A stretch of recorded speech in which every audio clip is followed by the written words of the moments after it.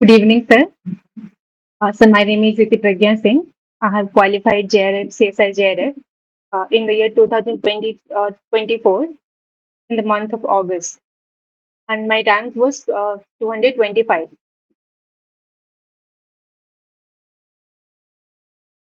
No, sir, in the month of August. Yes, sir. Yes, sir.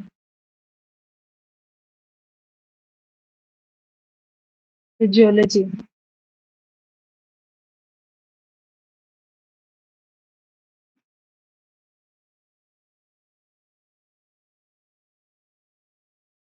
Sir, जैसे zoology से आते बच्चे काफ़ी सारे टॉपिक सिमिलर होते हैं। डेवलपमेंटल बायोलॉजी होता है और इकोलॉजी और इवोल्यूशन तो हम पढ़ के आते हैं। और बायोकेमिस्ट्री भी साथ ही साथ पढ़ते हैं हम। फिजियोलॉजी भी पढ़ते हैं, एनिमल फिजियोलॉजी और ये सब तो सारे सिमिलर होते हैं।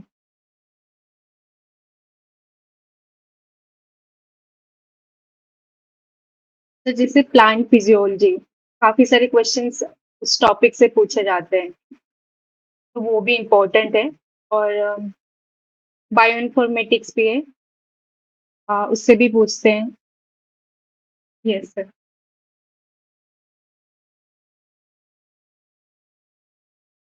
सेकंड अटेम्प्ट था।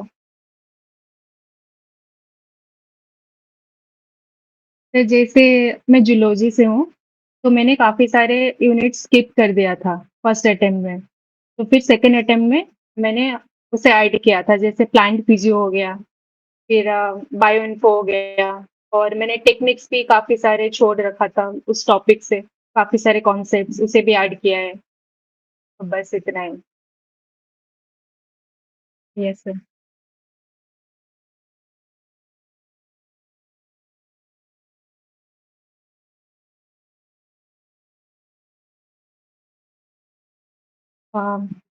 सर, डेवलपमेंटल बायोलॉजी मुझे पसंद नहीं था वैसे, पर सीएसआर के अकॉर्डिंग मतलब सीएसआर के लिए तो बहुत ज़रूरी था, तो फिर मैंने उसे ज़बरदस्ती पढ़ना स्टार्ट किया था और बस पढ़ते गई, तो बस वो अच्छा लगा और प्लांट फिजियो तो पहले अटेम्प्ट में नहीं नहीं पढ़ा था मैंने, वो तो यूट्यूब से मैंने पढ़ा था लालजी सर से, तो फिर उसे भी पढ़ते गई, बस जो-जो पढ़ते गई वो सब अच्छा लगता गया मुझे।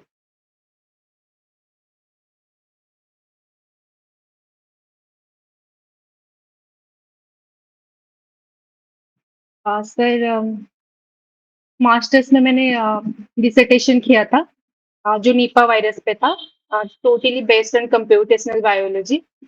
तो फिर मुझे लगा कि काफ़ी चीज़ें नया है सीखने के लिए और ऐसे रिसर्च होती है, जैसे हमने 77 पेजेज़ का लिखा था डिसर्टेशन जो था हमारा प्रोजेक्ट, तो फिर उससे इंस्पायर्ड होकर मैंने फिर सोचा कि मुझे आगे पढ़ना चाहिए, बहुत कुछ करने को है।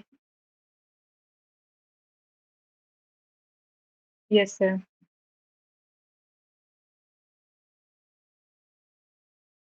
जी नहीं सर, वो तो प्री असाइन्ड थे टॉपिक्स। जैसे कंप्यूटेशनल बायोलॉजी ऐसे तो हमें मिल गया था, अभी तो मुझे वेट लैब पर काम करना है। मॉलिक्यूलर बायोलॉजी में बस करना है मुझे अभी।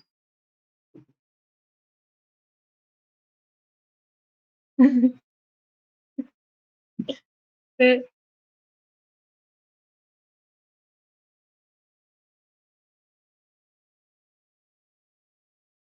सर मुझे तो अच्छा लगता है प्रोटियोमिक्स, उसी में काम करना है मुझे और बस प्रोटियोमिक्स, प्रोटीन्स पर ही काम करना है मुझे आगे।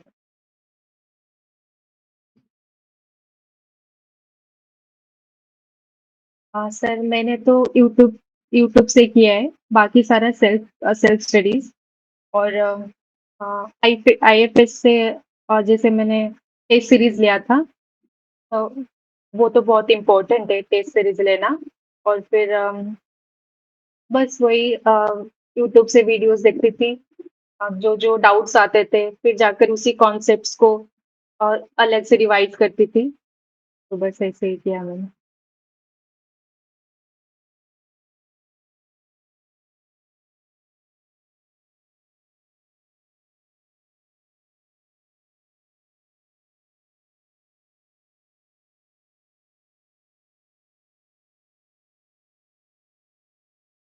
अ, नहीं सर टफ तो था, पर जैसे कोचिंग से पढ़ते हैं वो तो मतलब ईज़ी होता है।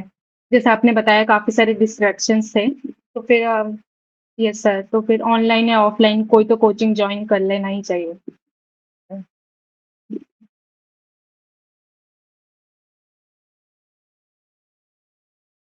सर बहुत ज़्यादा हार्ड है क्योंकि मेरा जो पहला अटेम्प्ट था प्रिपरेशन के बाद मुझे पता नहीं था टाइम मैनेज कैसे करना है। काफ़ी सारे क्वेश्चन्स थे, मैं बस देखते गई और मतलब हर एक क्वेश्चंस को तो देख नहीं सकते ना, जितना करना है बस उतना ही करना है। तो मैंने फिर स्ट्रैटेजी अप्लाई किया टेस्ट टेस्ट के बाद। तो फिर सेकंड अटेम्प्ट में मैंने वही किया।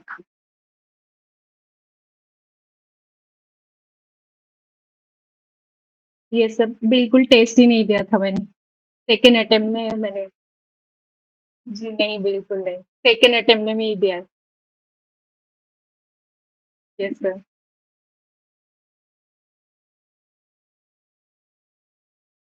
तो जैसे एक क्वेश्चंस के चारों ऑप्शंस होते हैं और चारों ऑप्शंस के बारे में हमें नया-नया पता चलता है। तो मैंने ऐसे पढ़ रही थी जैसे चारों ऑप्शंस थे, कुछ नया मिला लिखने के लिए मैं फिर नोट्स में ऐड करते गई। ऐसे ही पढ़ा था मैंने, काफ़ी सारी चीज़ें जैसे नया जानने को मिलता है। सब कुछ अवेलेबल तो नहीं था यूट्यूब पर, तो बस ऐसे ही ढूँढ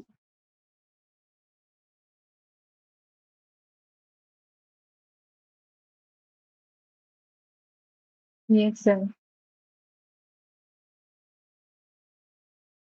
यस सर।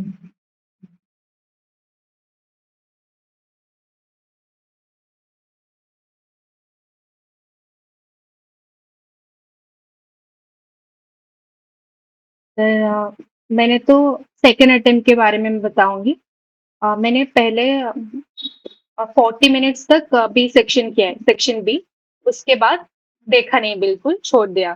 फिर सी सेक्शन में चली गई, ठीक है? फिर 1 घंटा लगा मुझे, उसमें से 25 क्वेश्चन ढूँढ कर निकाला, जो-जो पढ़ा था, जो-जो आता है, बिल्कुल बाकी सारा नहीं देखा मैंने। फिर चली गई पार्ट ए में, फिर मैंने एप्टीट्यूड सॉल्व करने लग गई मैं।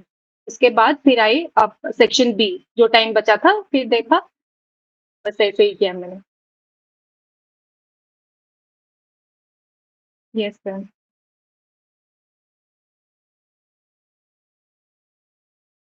अ सर मैंने खुद ने बनाई।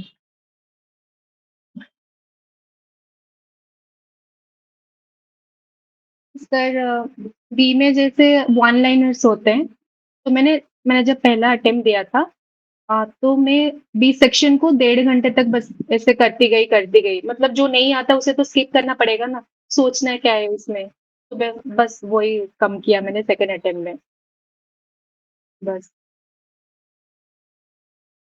छोड़ दो। अगर कोई एक क्वेश्चन एक आधे में डाउट रह जाए तो उसे मार्क पर रिव्यू करके नेक्स्ट क्वेश्चन में चले जाओ। ताकि अगर बाद में टाइम बचे तो फिर आकर आप चेक कर सकते हो। मैंने ऐसे किया था।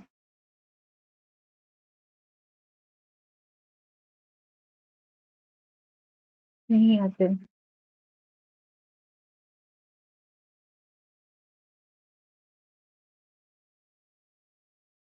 हुँ, यस सर।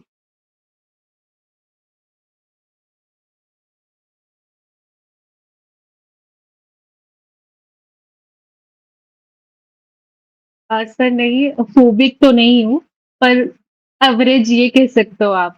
फर्स्ट अटेम्प्ट में मुझे टाइम नहीं मिला था सेक्शन ए को जाने के लिए, तो सेकंड अटेम्प्ट में मैंने टाइम निकाल लिया, पर मेरा ज़्यादा अच्छा नहीं गया था। पार्ट बी और पार्ट सी कंपैरेटिवली सही था, पार्ट ए से।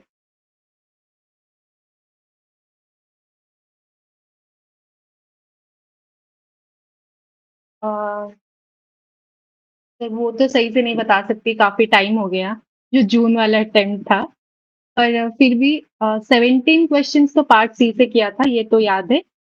और पार्ट ए का याद नहीं, पार्ट बी का सही से नहीं बता सकती।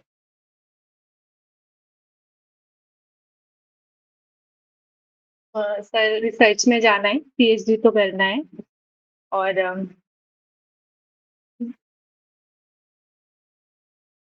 सर मैंने जॉइन किया था पौंडीचेरी सेंट्रल यूनिवर्सिटी, उसके बाद ही जॉइन किया था। अ, अक्टूबर में जॉइन किया था। फिर मैंने उसे छोड़ दिया क्योंकि अभी मुझे उड़ीसा में रहना है और वो रिमोट एरिया है पूरा, चेन्नई के बाद उधर जाना पड़ेगा 200 किलोमीटर। फिर अभी मैं अप्लाई कर रही हूँ। उड़ीसा में आईएलएस है, इंस्टीट्यूट ऑफ लाइफ साइंसेज़ और यस सर, नाइजर भी है, तो मैंने अप्लाई किया है। यस सर और एक इंस्टीट्यूट पर अप्लाई किया है एनआईटी राउरकेला, वो भी उड़ीसा में है। तो बस हाँ, उसी में करना है मुझे। इसे यस सर, नया-नया है। Yes sir. Yes sir. हुँ, हुँ।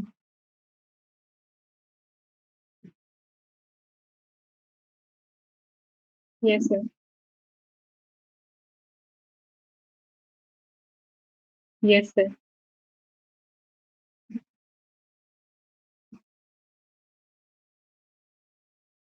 अ, अब जैसे मैंने तो यूट्यूब से ही पढ़ कर किया था।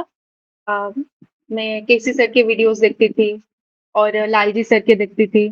तो मैं ये बताना चाहूँगी यूट्यूब से कर सकते हो, तो काफ़ी सारे डिस्ट्रैक्शंस है, तो जॉइन तो कर लेना चाहिए कोचिंग, कोई भी करो आप।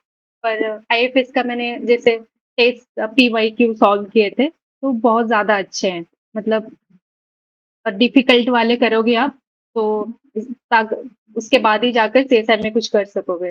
तो फिर बस यही करना है।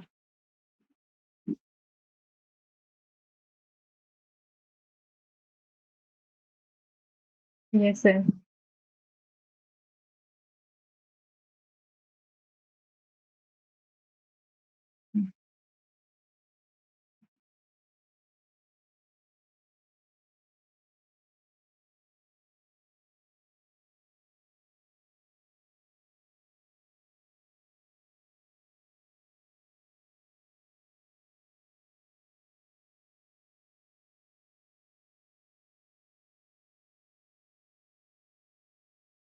Thank you very much sir.